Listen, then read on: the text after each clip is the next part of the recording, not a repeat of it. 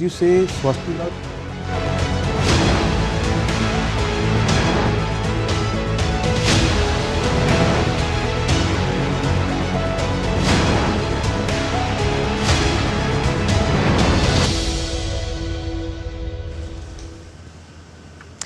Hello and welcome to a special broadcast. PM Modi in Croatia, vibrant past, new frontiers.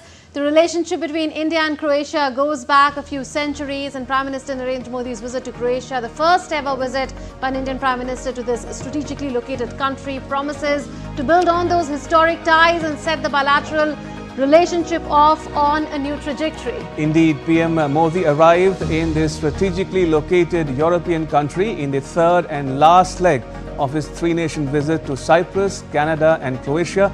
People-to-people ties are vibrant between the two countries, and we got a glimpse of that in the colourful reception recorded by the Indian diaspora to PM Modi at his hotel in Croatia. Yes, in fact, earlier Croatian Prime Minister Andrej Plenković went to the airport to receive the Prime Minister upon his arrival, and our correspondent in Zagreb will be joining us with live updates. Also, experts and former ambassadors will join us to put PM Modi's visit to Croatia in perspective, besides, of course, G7 outcomes and Trump-Modi phone call. Right, but first, the top stories. Prime Minister Narendra Modi arrives in Croatia on the third and final leg of his three-nation tour, calls it a special visit, thanks Croatian Prime Minister for a warm welcome. Prime Minister Modi speaks to US President Trump, discusses about Pahalgam terror attack and Operation Sindoor at length.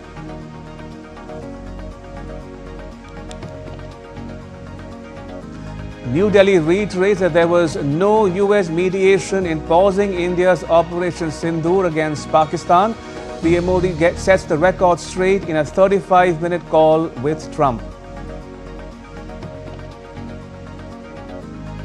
And Israel-Iran conflict enters the sixth day. Trump calls for Iran's unconditional surrender. Khamenei warns that US strikes on Iran will have serious consequences.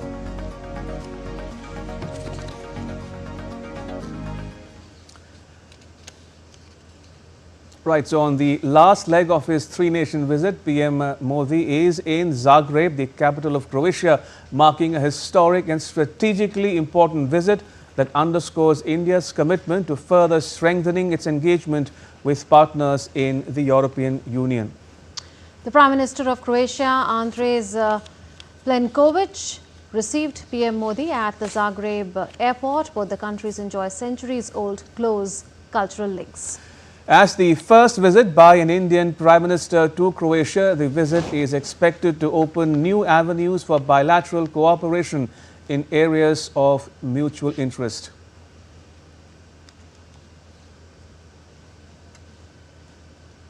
Prime Minister Modi received a warm welcome from the Indian diaspora in Zagreb as he arrived in Croatia as part of the last leg of his three-nation tour. And PM Modi was greeted by the diaspora with bouquets as he arrived at his hotel. And the Prime Minister also engaged with the diaspora, exchanging greetings and acknowledging their support. Kathak artists performed before the PM with the rhythmic beats of India's classical dance form.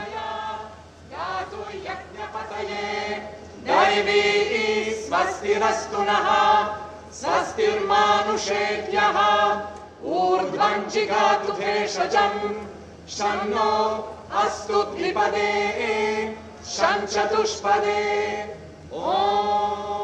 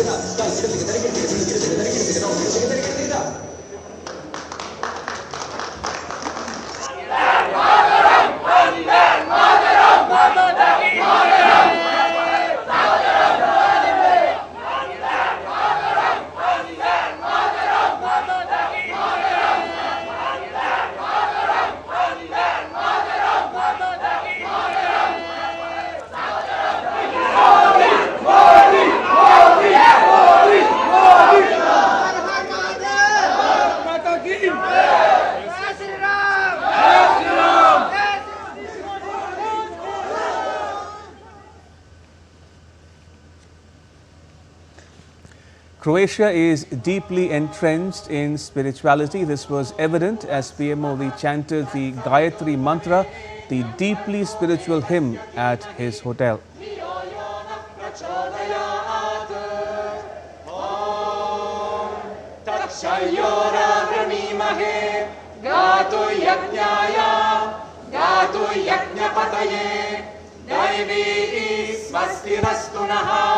स्वस्तिर्मानुषेभ्यः ऊर्ध्वं जिगातु भेषजं शन्नो अस्तु द्विपदे शञ्चतुष्पदे. So Prime Minister Narendra Modi received a rousing welcome from the Indian diaspora in Zagreb. Members shared their experiences after meeting PM Modi. Take a listen. This is once-in-a-lifetime chance to meet Mr. Prime Minister. It is a great honor for everybody who is invited here. We are here to represent building or maintaining the bridges between two great civilizations, ancient Greek and Roman, which is partially inherited by modern-day Croatia and many other states of Europe, and Bharat or India on the other side. So those bridges are 5,000 years old, and they need to be well maintained, and some new bridges need to be built. So we are here to do so. Yes, it's an honor to be here on this very special event. First time Prime Minister Sir Modi has come to Croatia. We are very happy to welcome him. It was a very great honor. I still thinking whether it's a dream or reality. Thank you very much, Mr. Modi, for everything you did, and hope to see you again and again. And I'll have the chance again and again to see you, to meet you. This is the first time a historical movement. Our Prime Minister Narendra Modi came here, and then we are very glad to welcome them. And then we are very surprised. He was so humble. He spent the time with everyone, and then it's very pleasure to meet him. I just met Prime Minister Modi. I'm so happy that he visited Croatia because so many Indian people are here. I'm running the restaurant. I mean, we have 3 Indian people in our restaurant. Our Joyful Kitchen. It's so nice. Very nice people, very cultured, as India is so cultured. So it's so nice to see the Prime Minister of such a great country here in Croatia. Now I've realized that he's the biggest star of India and why he is who he is. And it was an honor to meet him, to see him, to have a word with him. That's all. There's nothing more that I would like to say. Today's experience was absolutely outstanding. It brings me an immense amount of joy to be here, especially because I've lived in the country for over 20 years, and someone as prominent as dear Modi being here is one of our greatest achievements, I would say, and hopefully he's also going to be help guide the country in a positive and a better outcome in the future as well. So yeah, I'm looking forward to it and very, very happy that he was here. I must say that it is a great opportunity for us to see our Honorable Prime Minister very nearly to us, and he gave blessings to my kids and all. So I'm so grateful for that. Now, Prime Minister Modi's Croatia visit marks a historic and strategically significant visit that underscores India's deepening engagement with Central and Eastern Europe. DD India's Jessica Taneja sent us this report from Zagreb. Coming on the heels of Prime Minister Narendra Modi's participation in the G7 summit, the engagements in Zagreb will extend beyond traditional bilateral pleasantries and serve as a strategic exploration of how Croatia fits into India's expanding European vision. Prime Minister Narendra Modi's arrival in Croatia marks a significant milestone. It will be the first visit by an Indian Prime Minister since this Adriatic nation gained independence in 1991. And as India and the European Union seek to conclude a potential free trade agreement before this year ends, partners like Croatia not only provide critical leverage, but also important logistical pathways. Prime Minister Modi is scheduled to hold bilateral discussions with Croatian Prime Minister Andrej Plenković and also meet President Zoran Milanović. These discussions are expected to cover a wide range of topics and present a vital opportunity to broaden bilateral cooperation across various sectors, including trade, innovation, defence, ports, shipping, science and technology, cultural exchanges, as well as workforce mobility. Croatia, an EU and NATO member, offers political stability and a growing economy, With 2.9% GDP growth in the first quarter that has often outpaced the EU average, it holds significant cultural and strategic relevance that resonates in New Delhi. Its consistent support for India's aspiration for a permanent seat at the UNSC and its advocacy for India's membership in the Nuclear Suppliers Group are valued. Discussions will likely address cooperation in international forums on shared challenges such as climate change, counter-terrorism, and regional stability. The visit also highlights the importance of strengthening people-to-people contacts and cultural ties. Building on centuries-old cultural links, the University of Zagreb, with its historic Center for Indology and increasing Indian cultural influence in Croatia through various initiatives, underscores the existing cultural connections. Over the past decade, India's engagement with the continent has expanded significantly beyond its historical focus on major Western European economies. This visit is not an isolated event, but an integral component of India's evolving and increasingly nuanced approach to European diplomacy. Jessica Taneja for DD India in Zagreb, Croatia. And joining us now for Perspective is Professor Swasti Rao. She is a geopolitical expert and she teaches at the Jindal School of International Affairs. Well, such a pleasure to have you, Professor Swasti, on the special broadcast on DD India. To begin with, we know that the India-Croatia relationship goes back many centuries, yet in modern times we are seeing the first ever visit by an Indian Prime Minister to Croatia. Do you think that this visit is going to set the bilateral relationship onto a new trajectory?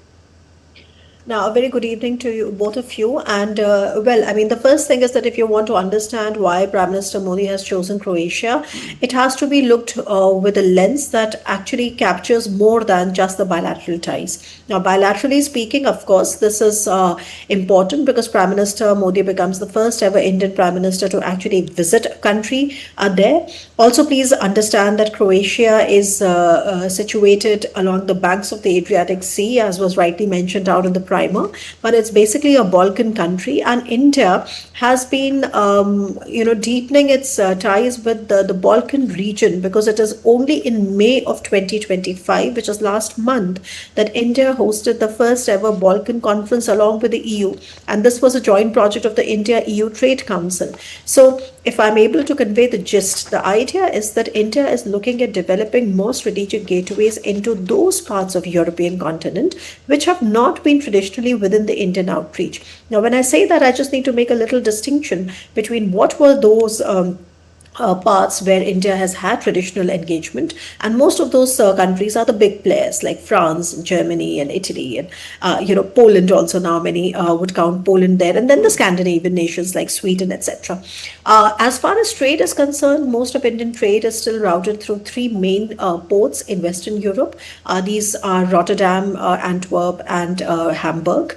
And as our bilateral trade in goods and services is touching $200 billion, as we are nearing the completion of a very ambitious free trade agreement, which has other parts, which has a bilateral investment treaty, which has a geographic indicators treaty, it is only natural that India would want to leverage its presence and its good relations with Europe as a natural partner and try and look at developing more strategic gateways. And it is in this regard then that regions such as the Balkans, and here the Prime Minister has chosen Croatia, or regions such as the Mediterranean arc, and that's why he went to Cyprus. So Cyprus is also not coming out of nowhere, and these countries are not chosen randomly, is what I wish to sort of convey to the audiences that may be watching this program, is that these are actually chosen in a way which actually substantiates India's outreach to those parts of European continent which traditionally have not been on our radar, but which are extremely important to support not only building more strategic gateways, but also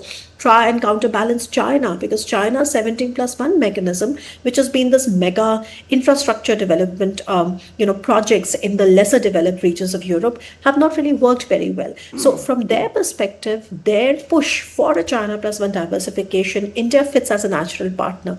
India is also emerging as a major defense industry partner in many of these regions. Everybody knows the success story of Armenia, but perhaps Cyprus is also modernizing its defense, and India and Cyprus can really, cover a lot of ground in that regard, because there are a lot of systems that India co-produces with Israel, that Israel also sells to, Cyprus separately. Similarly, for Croatia, I just gave you the example of this first ever Balkan conference, which was not only which was not only attended by the Balkan countries, and of course Croatia as one Balkan country, but also the other major European partners such as France, UK, Germany, Italy, also the European Union, as well as the Gulf partners. And that is what makes us so special, and that is why we are now talking that all these engagements are ultimately going to be a push and a fillip to the IMEC corridor whenever that becomes functional, especially considering the situation in the Middle East. So all in all, these countries are not chosen randomly.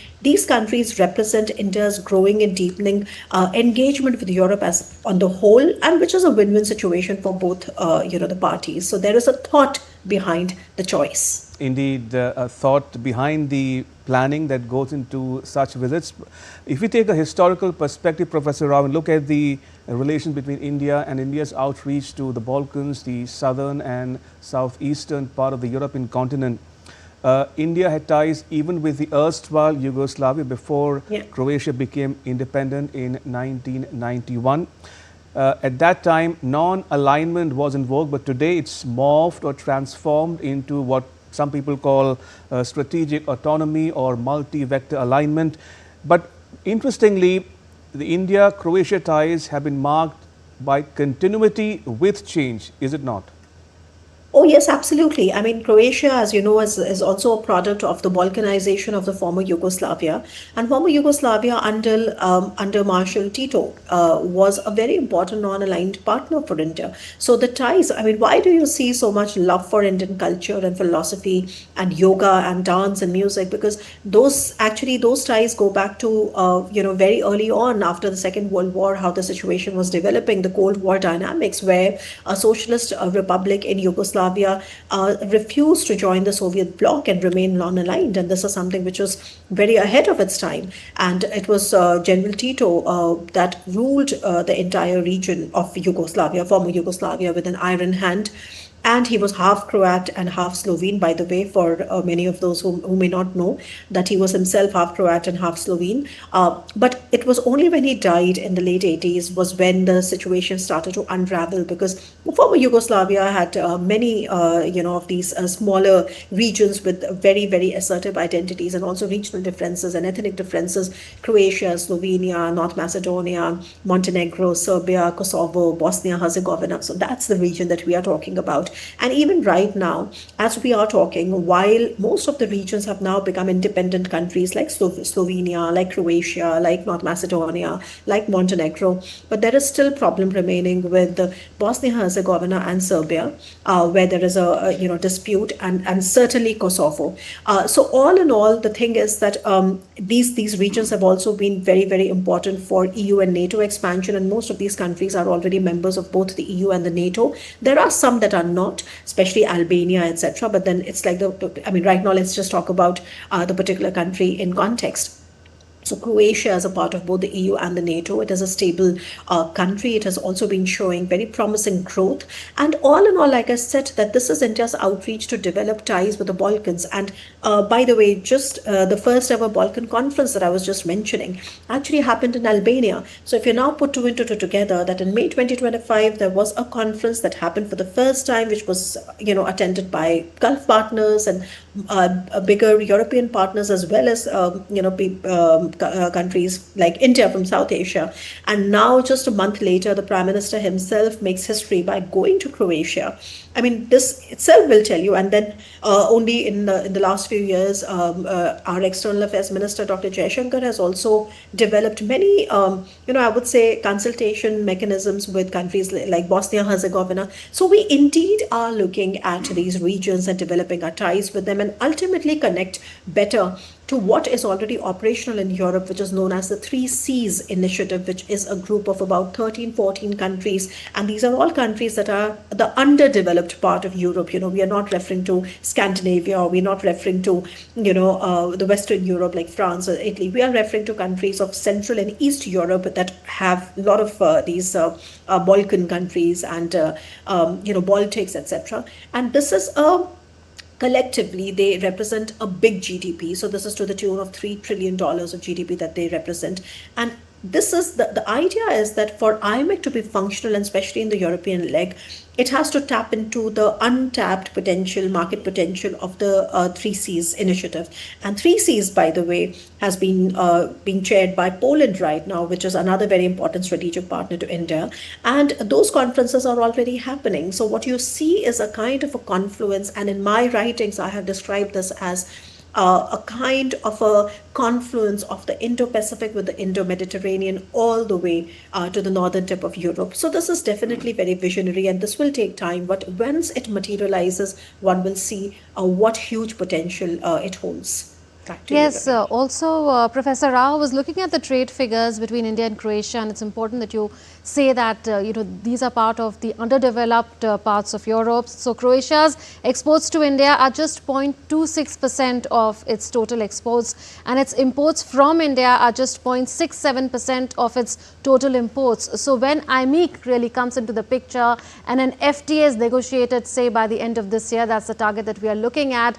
Do you think that Croatia can play a key role? You've also told us about the 3 ports in Europe that handle a lot of volume of trade. So if Croatia and Cyprus, these countries come into the picture in IMEC, then is it going to be a win-win situation economically, growth-wise for that part of the world and India?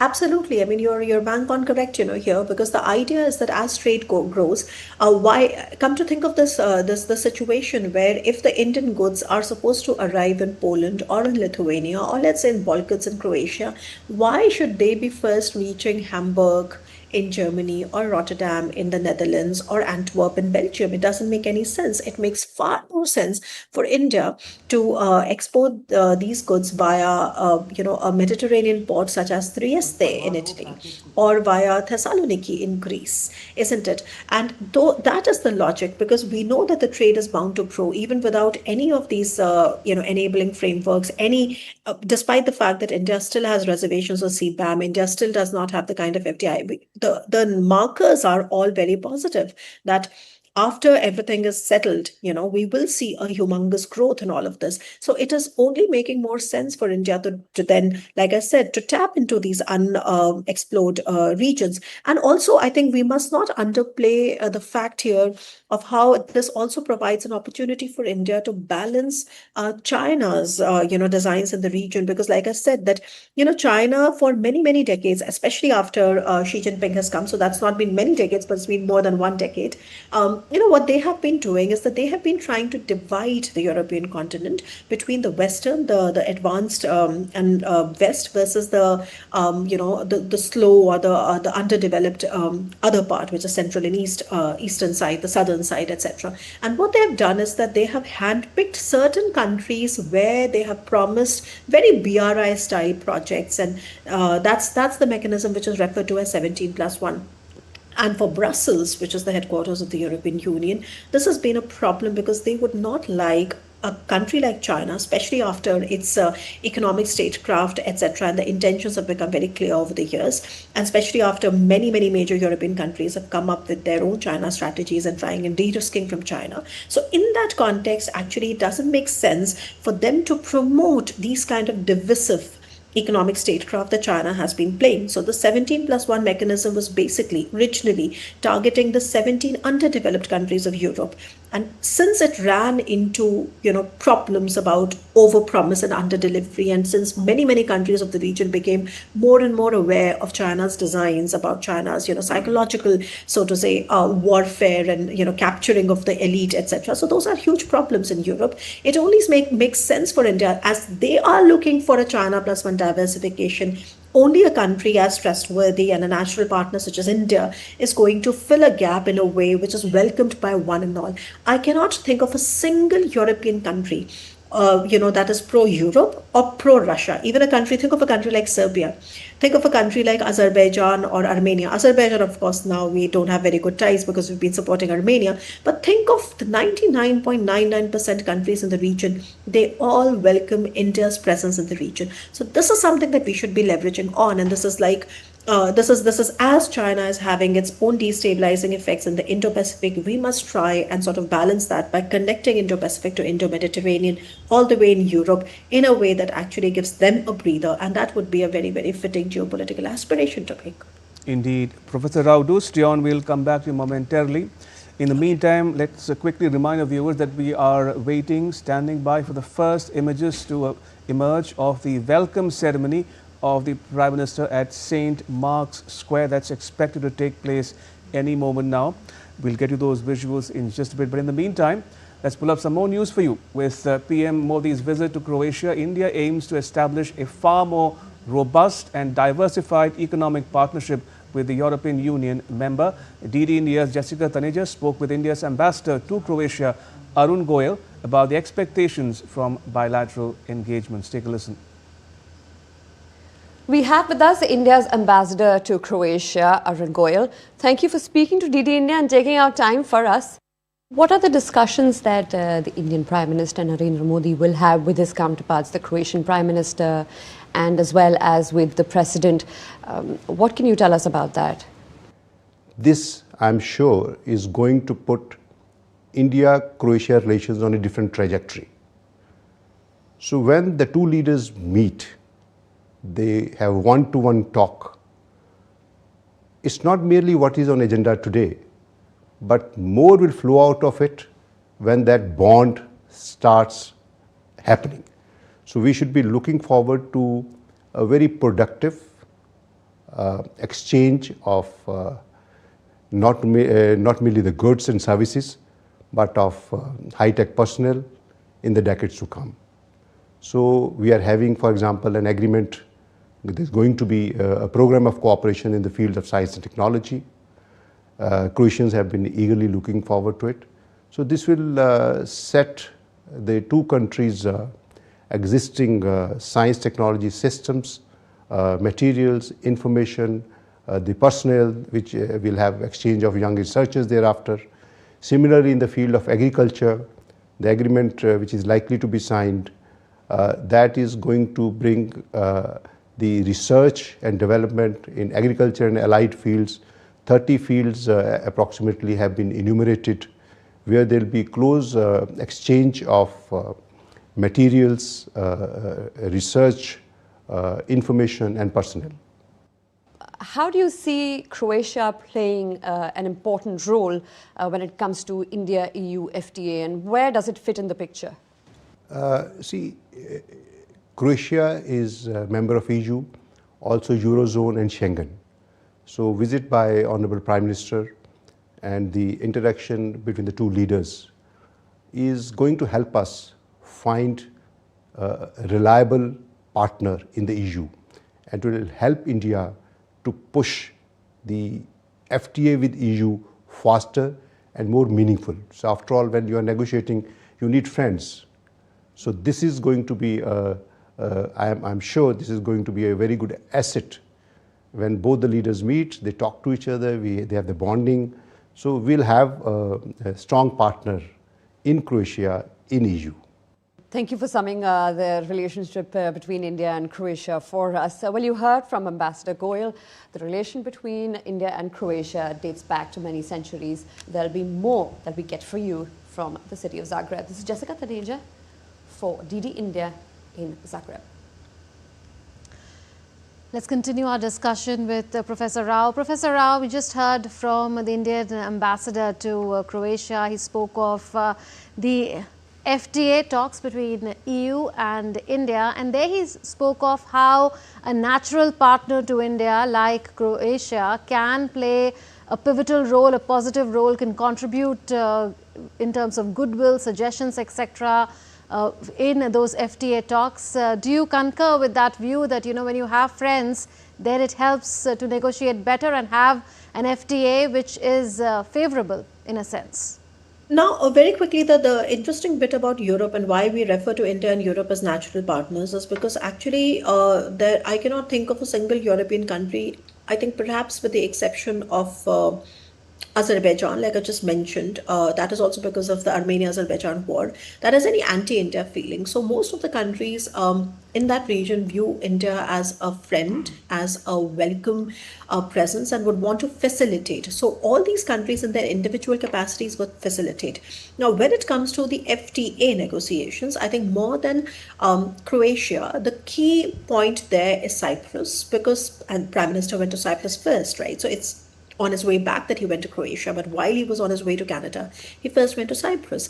The question is, why did he go to Cyprus? Of course, there are other things that I've mentioned, but one of the key things is that Cyprus is going to be taking on the presidency of the Council of the EU from next year, which is 2026. And the presidency of the Council of the EU is a key post. Right now, it is being held by Poland. And Poland, of course, has also reiterated all support for India. And as you can see, that there is a lot of momentum for the India-EU FTA. Of course, there are technical problems, and those technical problems would require technical solutions, not diplomatic pushes. But, nonetheless, Poland is, we are getting it from Poland. So from our perspective, our outreach to countries like Cyprus, it's also about killing many birds with the same stone, which is that we know that there's a country like Cyprus which is going to be taking over the presidency. And in the joint statement, you've seen that they have reiterated their commitment to supporting India's case when it comes to the FTA. So that's important. Now, the good thing about the Council of the EU, and that is where Croatia now comes in, is that it is a voice of all the 27 member states. So whatever decision is being taken in the EU, the legislative decisions that are taken within the EU, those have to be passed by the Council of the EU, where the 27 member states are represented. Now, naturally, the fact that Croatia being one of the member states would certainly add to that momentum. So by that logic, one can argue that engaging Croatia could be a kind of a facilitator. They could play a facilitator role in the larger EU-India FTA, but let's be clear about the fact that the push for it is going to come from a country like Cyprus, because it is holding the rotating presidency in 2026. Right now it is Poland, so it's all well and good, and the big European partners. And of course, we have excellent ties with whether it's Germany, or France, or Italy, so on and so forth, and as well as Poland. So I think this is the key here to understand, is that all of this adds up, and all of this is going to have an impact on how the future of India-Europe trade, technology relations look. In fact, what I would be really interested in personally is to see more momentum and some more outcome from the Trade and Technology Council that we signed a couple of years ago. In fact, under the Trade and Technology Council, we have also signed a memorandum of understanding on semiconductors, an MOU and semiconductors. And right now, as the global tensions have been on a high, of course, one is the unending wars, whether it's Ukraine or whether it's the Middle East, etc. But the other is this deepening rivalry between US and China on the matter of rare earths and semiconductors. And I would really want to see more progress happening on the EU-India under the TTC framework, on the MOU that you have signed on semiconductors. And I, through my writings, have argued that actually this should be taken up also at the NSA level, considering how strategically important this is. And it is in this regard, where you would see that these small little European countries have excellent niche capabilities when it comes to whether it's the AI, whether it's cybersecurity, whether it's semiconductors. So I think those are things that we need to tap in. But we have to also develop it through frameworks which are then going to give it the strategic priority they deserve. And that's why I was mentioning the NSA level, and not just merely some kind of a committee. But we will still have to see whether that happens. But these are the things that I would have my bets on. Indeed, and why not? Professor Rao, in an interdependent, interconnected world that we are living in, every country, big or small, becomes important. In the context of Croatia, for instance, what would you tell our viewers watching this broadcast from around the world, why Croatia matters?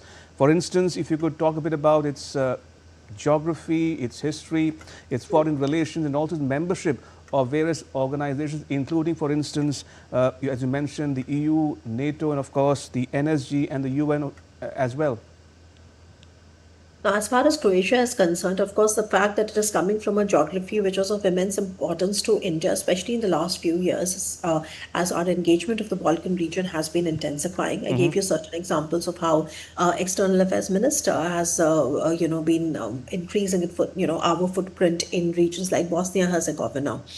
We are also now looking at Croatia. Only last month we were in Albania talking about the EU-India Balkans conference, and which was also, attended by our Gulf partners. So all of this shows that we are getting more serious. One of the criticisms, frankly, Ramesh, that has been done of India's approach to these big continents is that India doesn't seem to have a policy or a strategy for it, And this has been one of the biggest reasons why, for the longest time, our engagement was limited to only the big players. And it is only in the last 10 years or so of the Modi government and the current dispensation that we've really started to think out of the box. So you will see that whether it's the Balkans, whether it's Caucasus, whether it's the Baltics, whether it's, Central and East Europe, otherwise, whether it's Cyprus. I mean, all these have been low-hanging fruits. And that's what I've been writing a lot, that it really took somebody like Prime Minister Modi to come and pluck these low-hanging fruits, because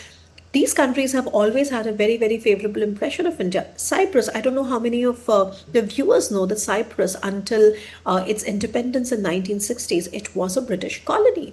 So again, this somewhere challenges a lot of these preconceived notions that we have in India. In India, the External Affairs Minister keeps talking about a prevalent anti-Westernism, especially when it comes to Europe.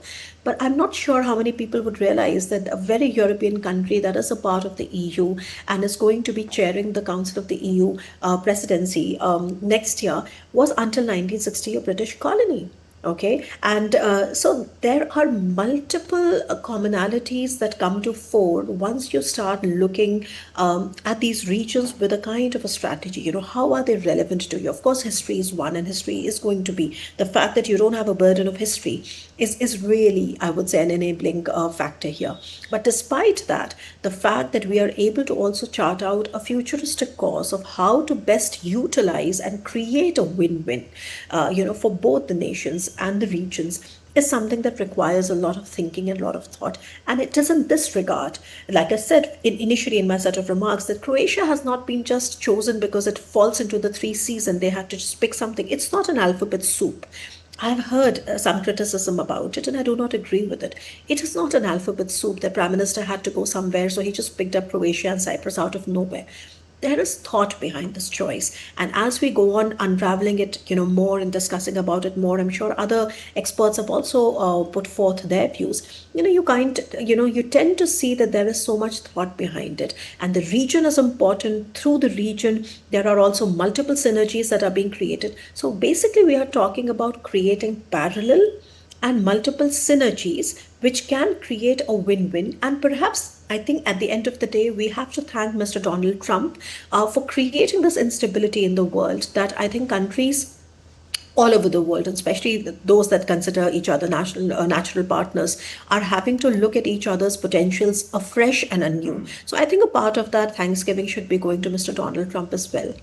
Okay, well, that's a tongue-in-cheek remark, but it's interesting that you make that point. Ambassador Bhasmati Mukherjee is now joining us to tell you a little about her. She was India's ambassador to the Netherlands from 2010 to 2013, and she headed the Indian Foreign Ministry's department specializing in EU or European Union affairs, and she piloted institutional initiatives such as annual Indo-EU summits as well. Such a pleasure to have you, Ambassador Mukherjee, on DD India on this special broadcast. Professor Rao has also been talking about why these two countries, particularly Cyprus as well as Croatia, are important for the India-EU relationship at large, for economic reasons, for trade reasons, for strategic reasons.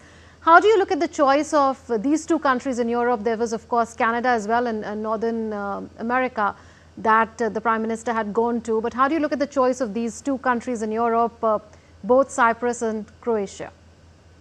Well, first of all, I'd like to assure Professor Rao that Indians, including her students, I'm sure, have a better knowledge of history and geography than Donald Trump. So, fortunately, they would know what is the significance of Cyprus and Croatia. But let me reiterate it for your viewers. The outreach towards the European Union was institutionalized in June 2000 under Prime Minister Bajpai when we had the first India Youth Summit in Lisbon. I was there. And in 2002, Bajpai Sahab, accompanied by me as Joint Secretary actually, went to Cyprus. And so Prime Minister Modi's visit was the next visit after such a long gap.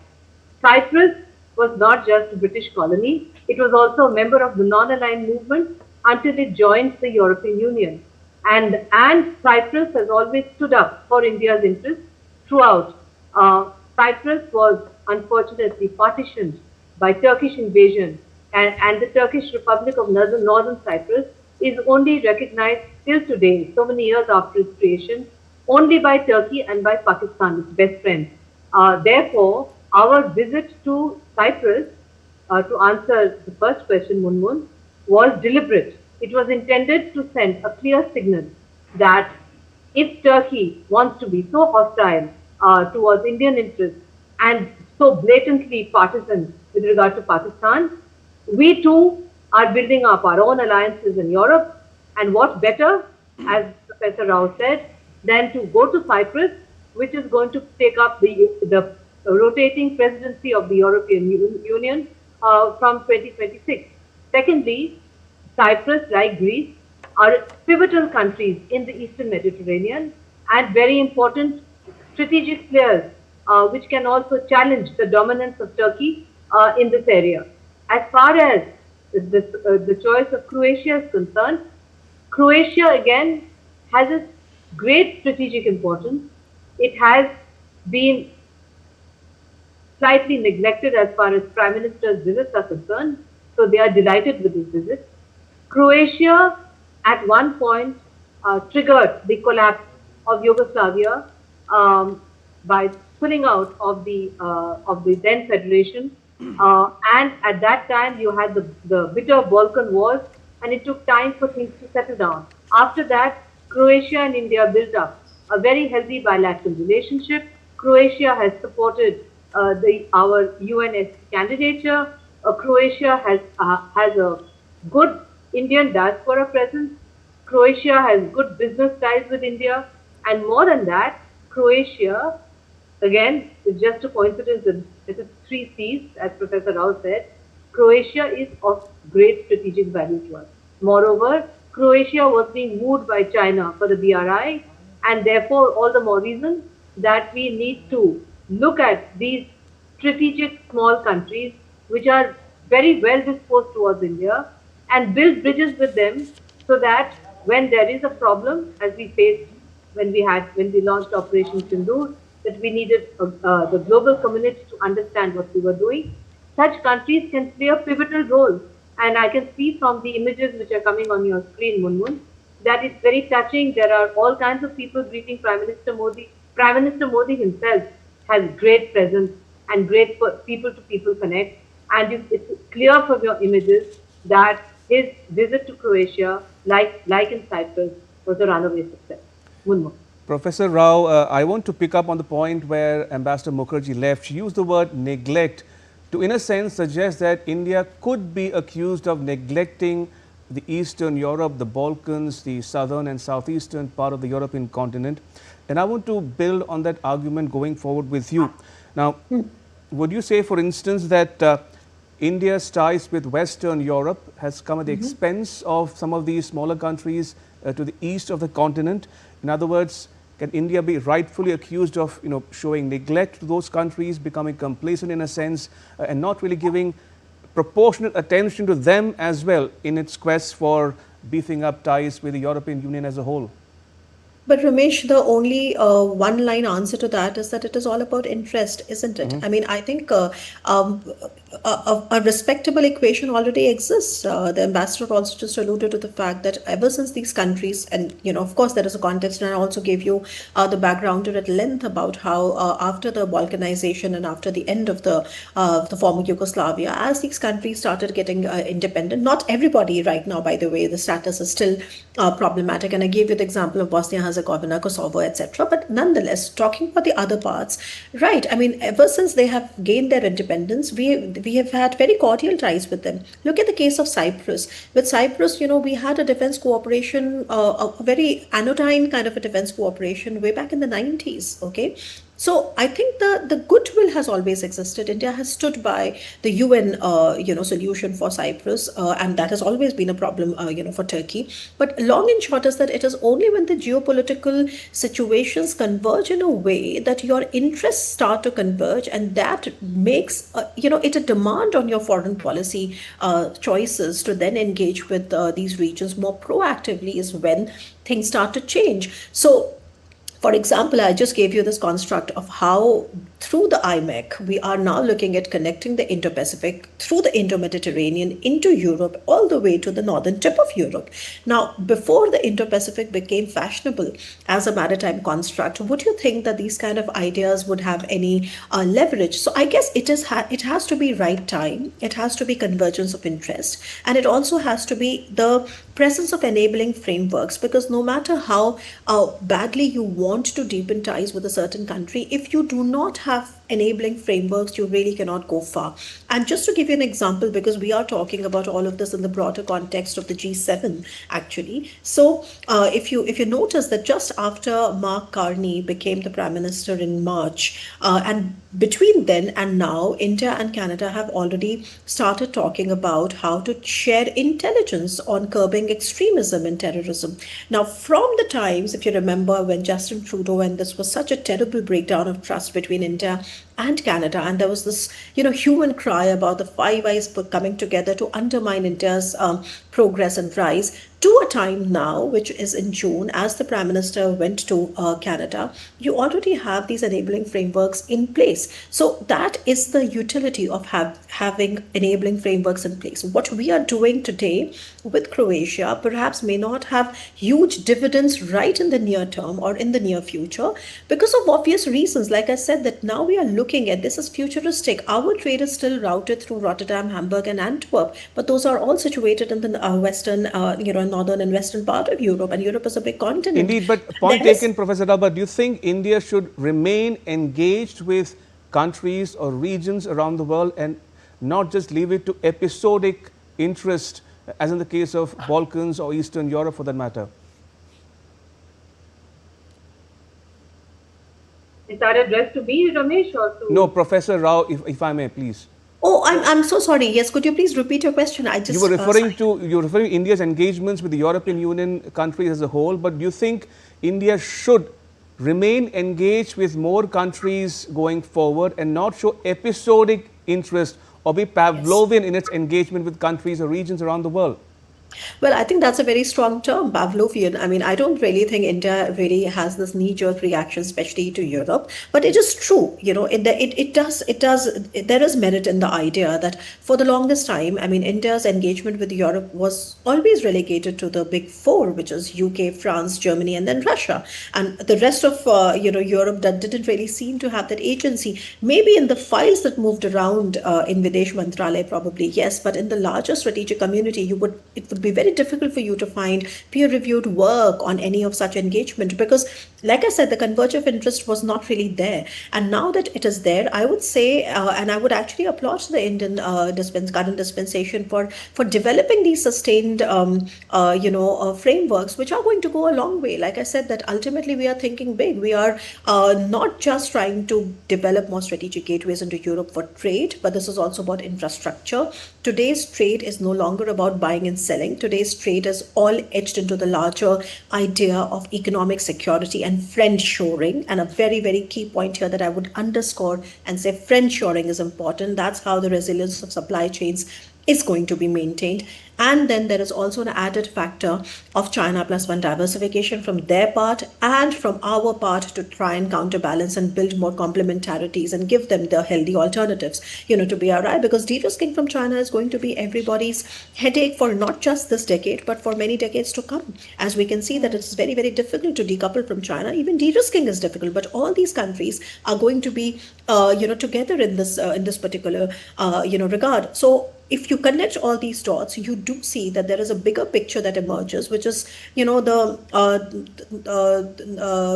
whole is going to be greater than the sum of its parts. And this is exactly why this is so important. So it is not just Croatia in isolation, but through Croatia, engagement of the Balkans, which comes in quick succession of the first Balkan summit that happened in Albania last month, also engaging Cyprus, that is going to hold the Council of the EU presidency.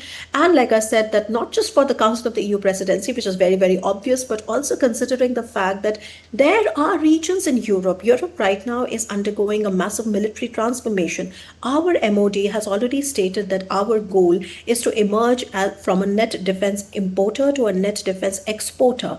And as you know, that until last year, we had already crossed the mark of 24,000 crore of defense equipment exports. And now towards the end of this decade, we are already targeting a 50,000 crore rupees worth of defense exports.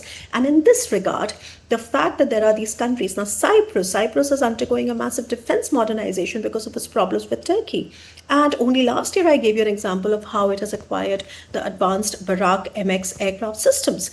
And those are systems that we also make with Israel. Those are missiles that we are also making between DRDO and Israel. So just to say that before India became an important and a stable defense supplier to Armenia, there was no, there was no such discussion around that could have really facilitated that. So it was also cashing in on the right timing.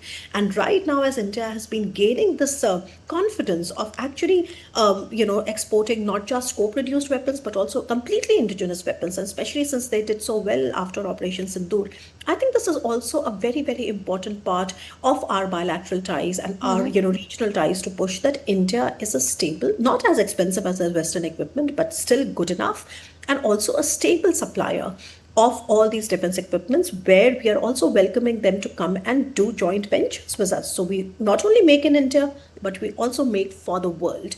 And this is something, if you see in the joint statement, the specifics are not mentioned, but I'm very, very sure that after some time, we will see a lot of, progress in this regard, because with Greece, we have very important defense industry cooperation going forward. Yes, Professor Rao, please hold your thoughts. We are getting visuals now from Croatia, where Prime Minister Narendra Modi is present, and that is the first ever visit by an Indian Prime Minister to Croatia.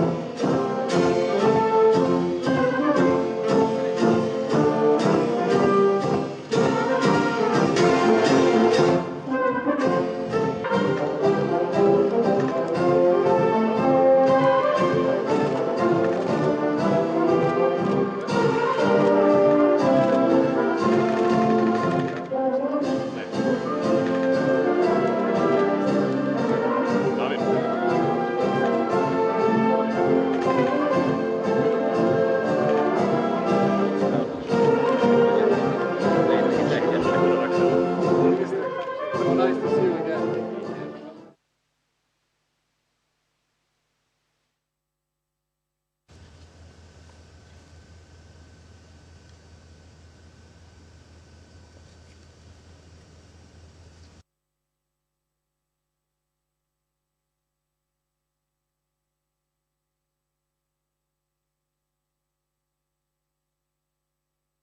If you're just tuning in, we are getting to you the latest visuals from Zagreb of the welcome ceremony at St. Mark's Square in the city, where the Indian Prime Minister has just been accorded a ceremonial welcome.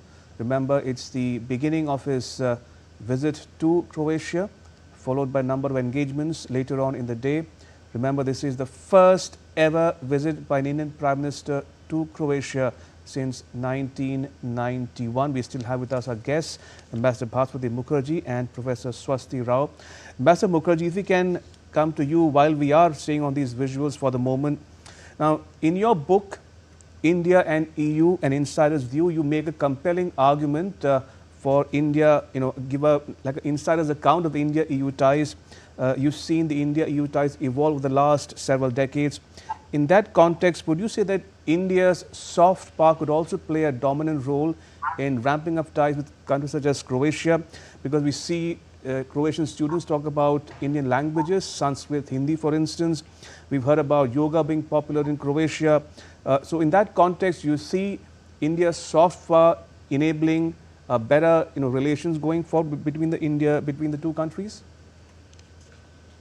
Actually, Ramesh, soft power is key, and thank you for mentioning my book. I wanted to tell Professor Rao that there are several peer-reviewed books with regard to India and the EU and the vital interests that we have and how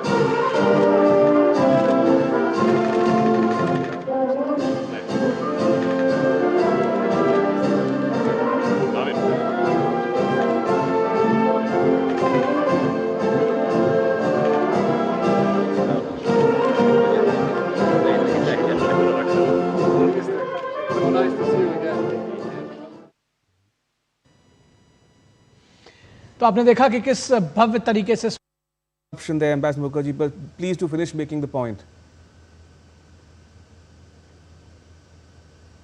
Ambassador Mukherjee, apologies for that interruption there, but please do finish making your point. Yes, I was just trying to finish it by saying that soft power actually determined the entire India-EU relationship because it emanated from the European Union side. And the point that you were making, that we have episodic interest with the EU, is actually not true. It is the big four of the EU that want to have individual relationships with India because they want to emphasize the hard power part. That is, they want to sell us defense, arms, acquisitions, etc. Whereas the rest of the EU want to... जिसकी तस्वीरें हम आपके साथ साझा कर रहे हैं. Yes, that is the book signing after the welcome ceremony at St. Mark's Square in Zagreb. Prime Minister Narendra Modi and his Croatian counterpart Andrej Plenković locked in a conversation. An exchange of gifts is also happening as we speak. The first ever visit by an Indian Prime Minister to Croatia. Croatia proclaimed independence in 1991 after breaking away from the former Socialist Federal Republic of Yugoslavia. and India formally recognized Croatia in May 1992 and diplomatic relations were established on the 9th of July 1992, and India and the former Yugoslavia also had good ties, because during the days of former Yugoslavia, Croatia did play an important role in the close links between India and Yugoslavia, and Croatia accounted for more than 2/3 of trade then between the two nations, and that includes large-scale purchases of Croatian ships by India in the 1970s and 1980s. And there you can see the chemistry between the two leaders, Prime Minister Narendra Modi and his Croatian counterpart, who had come to the airport to receive the Prime Minister for his arrival. This is the third leg of Prime Minister Narendra Modi's three-nation visit to Europe and North America. He began it with Cyprus, then went on to Canada for the 51st G7 summit, and now he is in Zagreb, the capital of Croatia. A historic visit. He is building on historic ties. There are strong civilizational links also between the two countries. The relationship goes back several centuries. Our panelists and guests have been speaking about how both the countries have had strong historical ties. They were pioneers as far as NAM summit is concerned, or non-aligned movement is concerned, and now in modern times the relationship going on a fresh trajectory. Yes, please, Ambassador Mukherjee, you could complete your point, please. Well, for the third time, let me try to conclude by saying that it is usually the big four. It's the other way around. It's not on India's side. It's on the side of, especially of countries like France, UK before Brexit, Germany, etc., who wanted to dominate and build an individual relationship with India, which actually is contrary to the common foreign and security policy of the EU, where they should actually go through the EU ambassador in Delhi. So it's not India that wants it this way. It's the big four that want it this way. And the reason they want it is because they have a hard power component to that relationship, which others, the smaller countries, don't have, who want soft power. All that has changed after the Russia-Ukraine conflict, and Europe, EU as a whole, has shifted much more towards the hard power component, particularly after Brexit, because it was the UK that did not want the EU to have a hard power that would challenge the transatlantic relationship, which is tilted heavily in USA's favor. So therefore, the entire relationship is changing. Soft power plays a very important role now. Soft power has always played an important role, but more in these smaller countries. But now, with the importance of yoga, with the importance, Indology, for instance, has been much more important in Germany than in these countries. There are huge centers of Indology in Netherlands, for instance. And Rabindranath Tagore has traveled to Netherlands and to Germany. So these are things which maybe many Indians don't know. But the point is that these are historical connects. And the point that PM has now...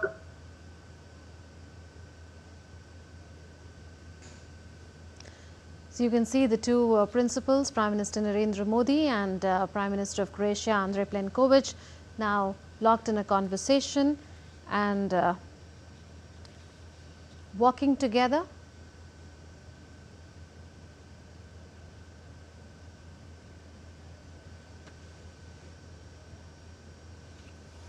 Right, if you're just tuning in, we're getting to you some more visuals from Zagreb as part of India's Prime Minister, Mr. Modi's ongoing visit to Croatia. Remember, it's the first such visit by an Indian Prime Minister to that country in more than 30 years.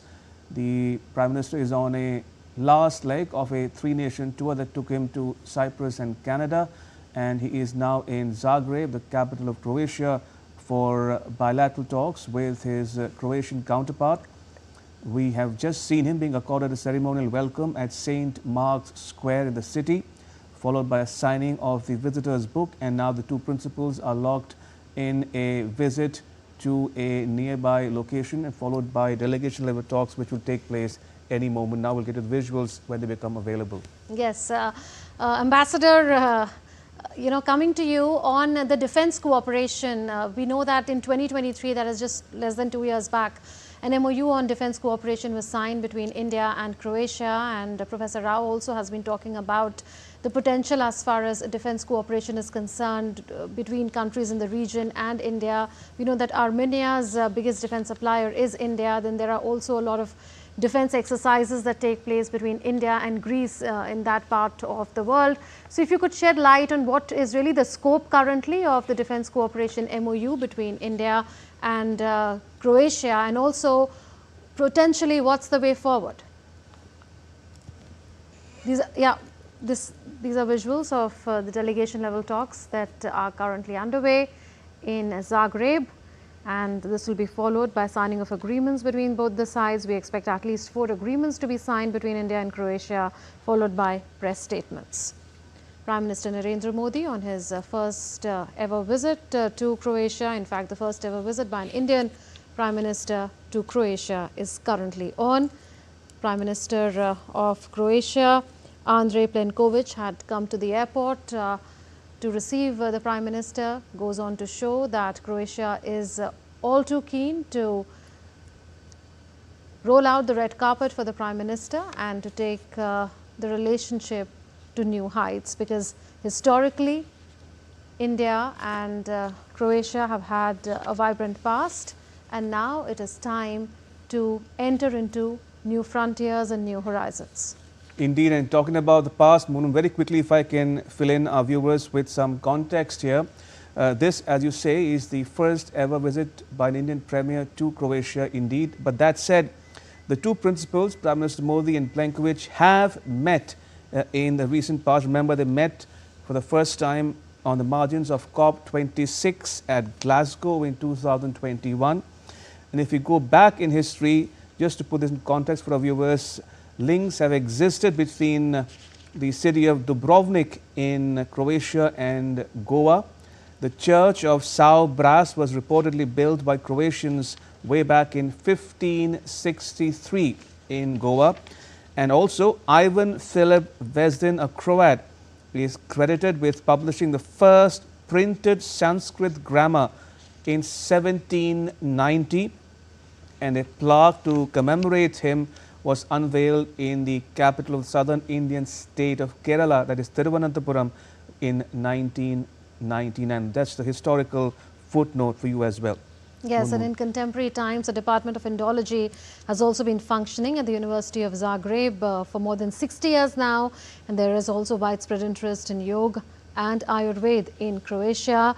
A number of Croatian students have in fact learned various forms of Indian classical dances as well, and we saw members of the Indian diaspora welcoming the Prime Minister at the hotel, performing Kathak and singing Sanskrit hymns. So, going to the point that we were making earlier, Ambassador, on defence cooperation, what is the scope currently and what's the potential between India and Croatia and India and Central Europe? As I was saying, we were looking at defence exports to these areas. There is huge scope for defence exports. We are not looking for importing any defence equipment from them, but more and more our defence products, and particularly now after the success of Operation Sindoor, there have been offers pouring in for various indigenous products of ours which performed extremely well during Operation Sindoor. So we are looking to enhance these ties. I think Professor Rao also talked about in her opening remarks about IMEC. I would agree with her. IMEC is of vital importance, and the moment the situation settles down in the Middle East, and if the IMEC comes through quickly, it would be of immense value for us to be able to enhance our business and defense ties with this part of the world. In fact, IMEC is India's response to BRI in a way, because it is a vital corridor running from India through the Middle East to Europe, and with countries with whom we have fraternal ties, historical ties, civilizational ties. And I'm so glad that I think it was Ramesh who mentioned about the church in Goa, etc. Actually, we have historical and civilizational ties with Croatia, even when it was part of ex-Yugoslavia. Let's not forget that the founder of ex-Yugoslavia was in fact Croatian, and he was actually the co-founder of the non-aligned movement along with India. So a lot of people are perhaps not aware of that. That he was Croat, he was not Serb at all.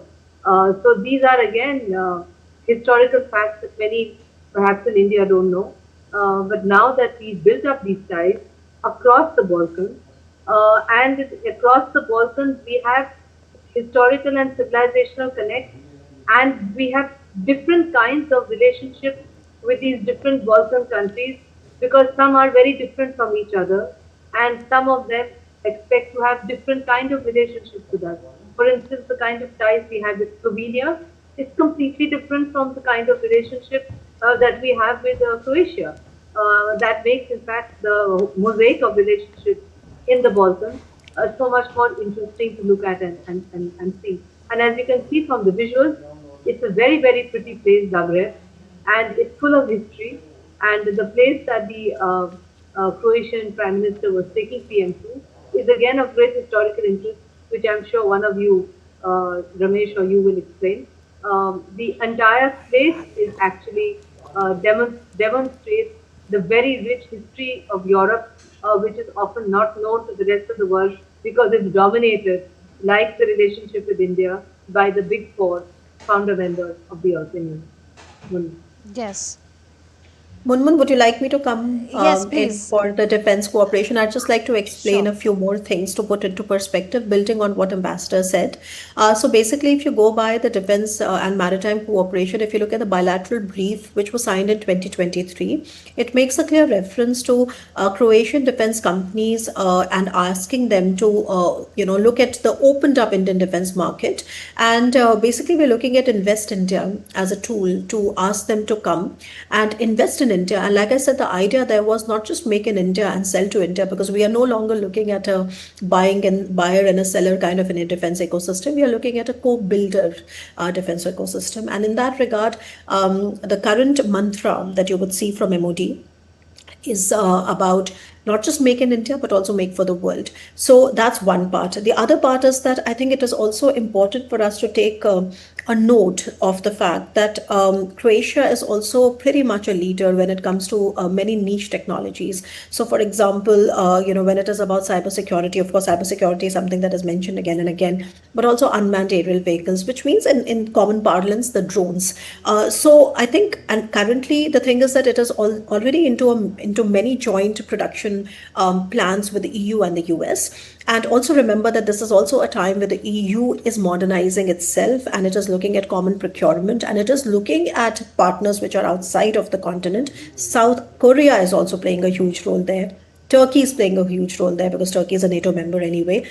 And the idea is that if we are able to actually build these synergies and get these, companies to invest in India in a way that the joint venture then starts to cater not only to Indian needs, but also to other customers and to European modernization itself, that is the most optimal situation that everybody is looking at. And in that regard, I think the specific, capabilities that countries like Croatia bring on the table are also very important, because I think usually the understanding is that it is in Armenia, we are only selling weapons, which is true, and we are selling indigenous weapons in Armenia, which is a matter of pride for us. But at the same time, if you carefully look at the defense industry corridors, two of which are functional in India, in UP and in Tamil Nadu. And I am a defense consultant and geopolitical advisor to one of them. So I can actually tell you something from the horse's mouth, which is that while we are interested in selling the weapons, of course, but we are also asking those niche companies to come and invest in India again, not for FDI, but for the joint venture. So the Indian defense ecosystem is changing very, very fast. And it is really intriguing and fascinating how a continent like Europe, which for the longest time was a trading partner, a soft power, a developmental partner, has started to capture India's strategic imagination. So that is, if you suddenly start to use this lens to understand the Prime Minister's visit, etc., it takes on a hugely, new dimension, which is very, very relevant for times to come. Back to you. Right. While we are waiting for the visuals to emerge again from Zagreb of the signing of agreements between India and Croatia towards the end of the delegation level talks. Ambassador Mukherjee, if I can come back to you, you contrasted the India, Middle East, Europe economic corridor with China's BRI. In that context, how would you describe India's outreach to Central and Eastern Europe vis-a-vis China's links with those countries in the region? Now, they are qualitatively different, we understand, but how would you describe India's or contrast India's ties with those countries with China's? For instance, is there scope for doing more on that count from an Indian perspective? Actually, the Central and Eastern Europeans, from the kind of information that I have picked up by speaking to their ambassadors here, the BRI hasn't actually worked that well for them. And in fact, they do understand much more clearly now that the BRI, for instance, in developing countries, has emerged as a huge debt trap. They have seen what's happened in Sri Lanka. They have seen what's happened in some other countries in our region. And moreover, they have also become much more wary of China and the threat that it poses to European and Western prosperity through the axis that China is trying to build by drawing in Russia and Turkey. To that extent, they are actually far more amenable to the IMEC and to the fact that the IMEC actually does for these countries a much more benevolent, mutually beneficial economic partnership than the BRI, which is now looked at as a way for China to park its extra investment and to take full advantage of the indebtedness of its partner countries to draw them further into a debt trap. Furthermore, as far as Central Europe is concerned, there is a difference between Central and Eastern Europe. Central Europe has always been much closer to India because it does not have the kind of baggage, if I may put it, political baggage that some Eastern European countries have post the breakup of the Cold War and its results, the breakup of the Soviet Union. In other words, while one part of Europe, old Europe, the founder members and Central Europe, had a different perspective towards Russia, for instance, trying to draw in Russia into a business partnership and a security partnership before the Ukraine conflict.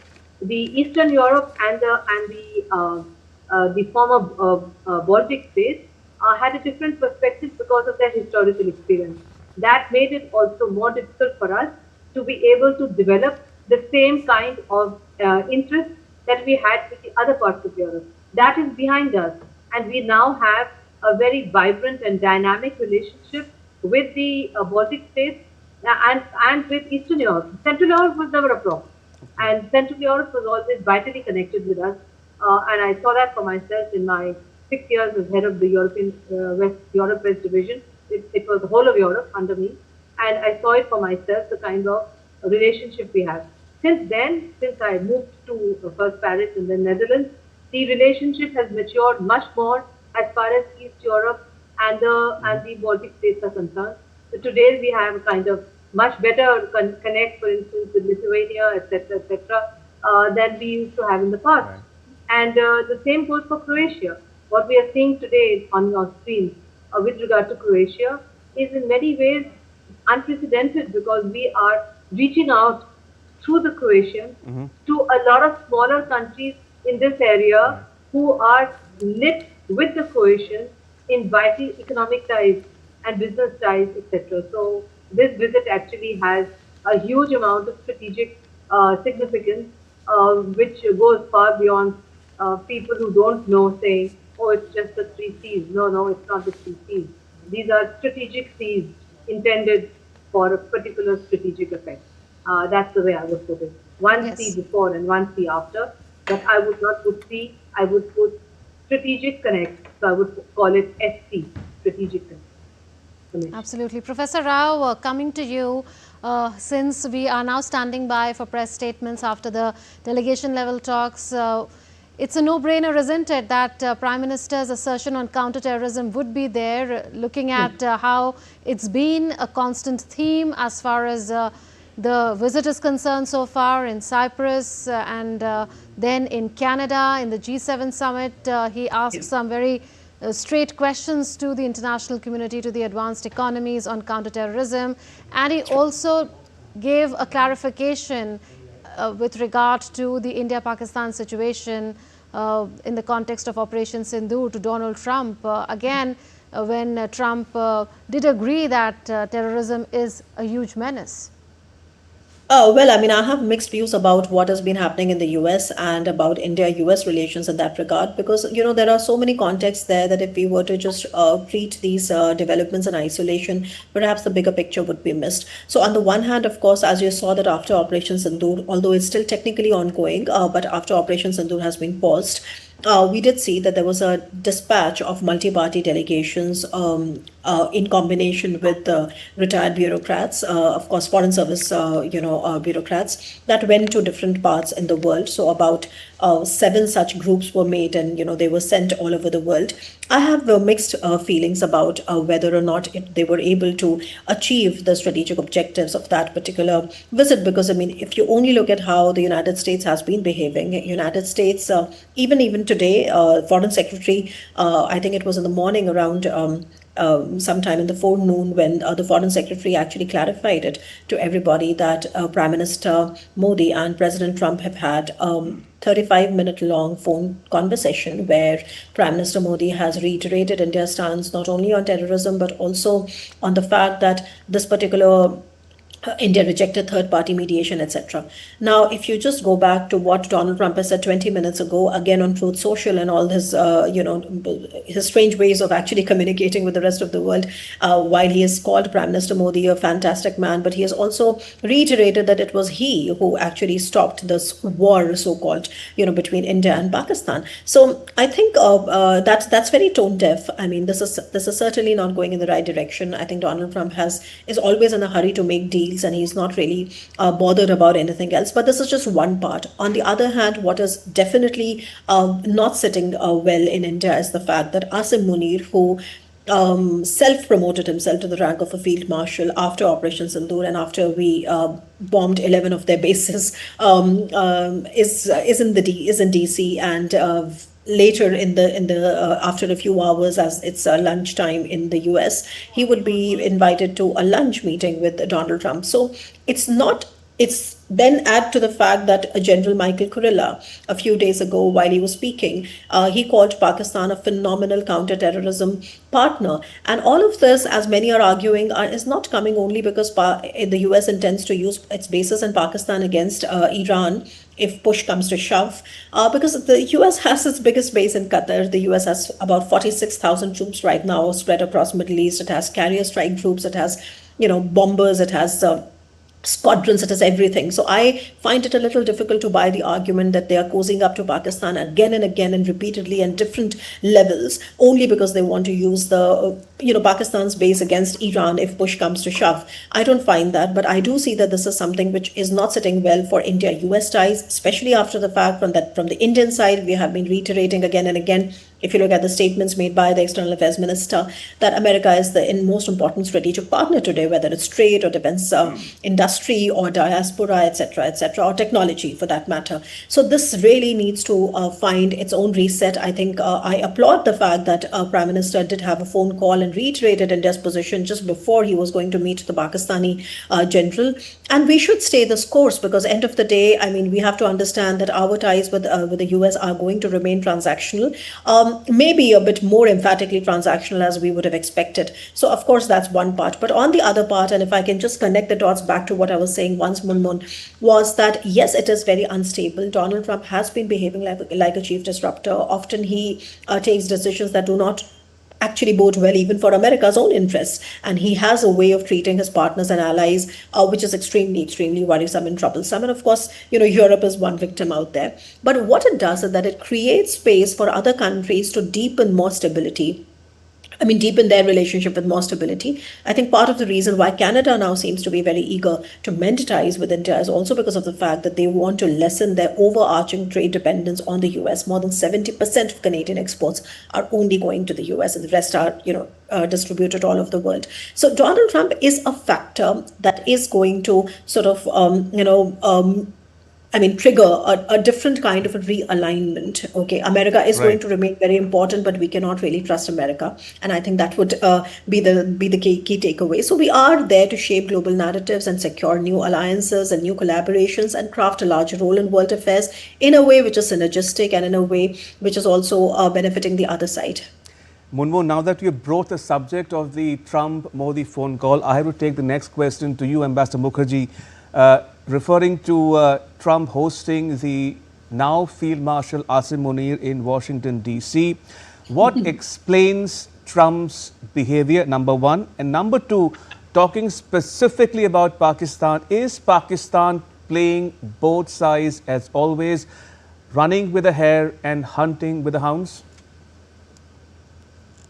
You mean the United States? They may try to do that, but actually they don't really have those kind of strategic assets.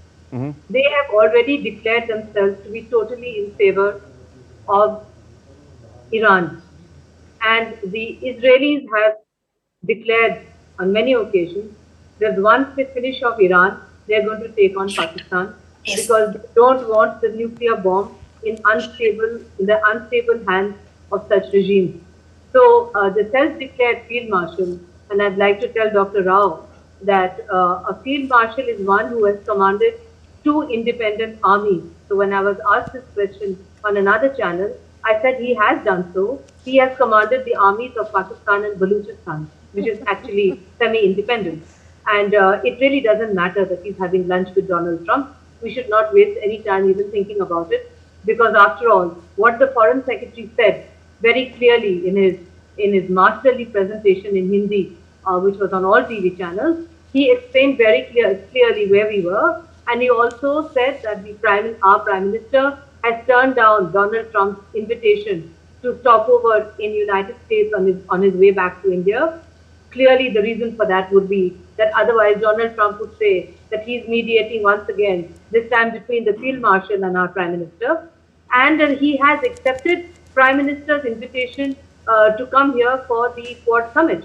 So it's regardless of what Donald Trump writes one day, which he changes the next day, because he's a transactional businessman and pretty erratic at that, to say the least. It matters little for India. I would agree with Dr. Rao when she says that it actually opens up strategic space for other countries, including India, to rebuild and to reconnect bridges with others. And that was very clear from the Canada visit.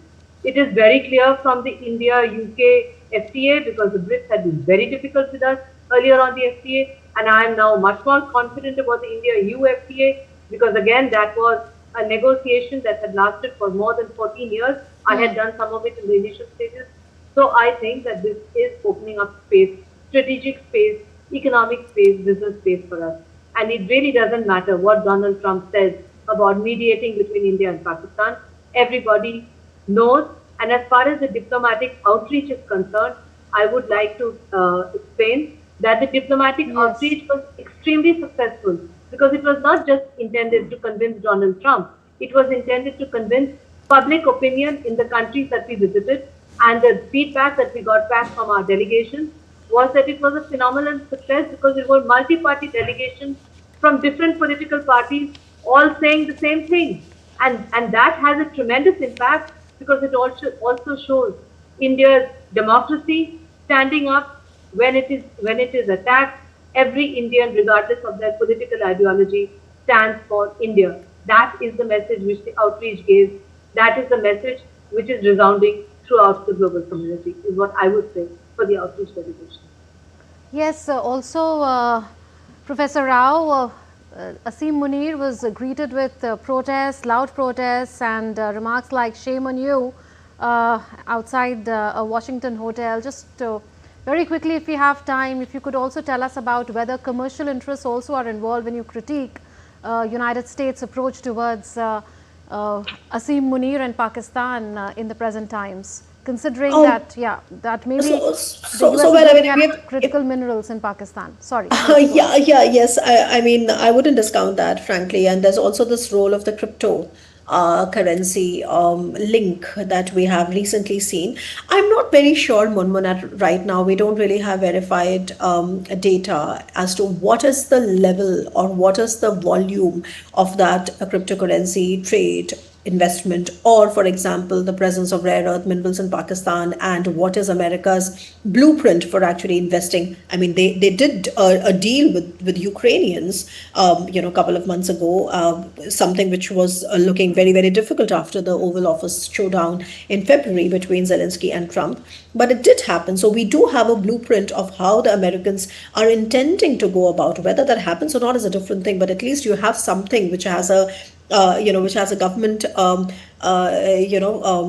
wording out there for you to make sense as to this is what the blueprint looks like, this is what the plan looks like. I think when it comes to Pakistan, I have not seen one. It may exist, maybe perhaps, I'll also try and look at it deeper. But for sure, there are certain commercial interests. But more than commercial interest, just to circle back to the fact that, it was problematic. No matter what one says about how successful the diplomatic outreach were, it was problematic. People were unhappy about the fact that while the multi-party delegations were at the task, we saw the IMF giving yet another loan to Pakistan. Not just the first one came while the Operation Sindoor was on, the second one came while we were there in the US talking to all of them. And frankly, the other thing is about impacting public opinion.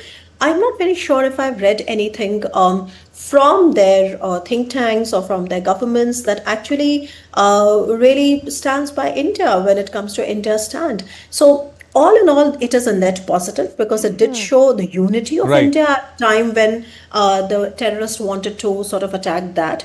But despite that, I think when it comes to strategic communication, the strategic communication cannot be achieved by a one-off dispatch of a multi-party delegation.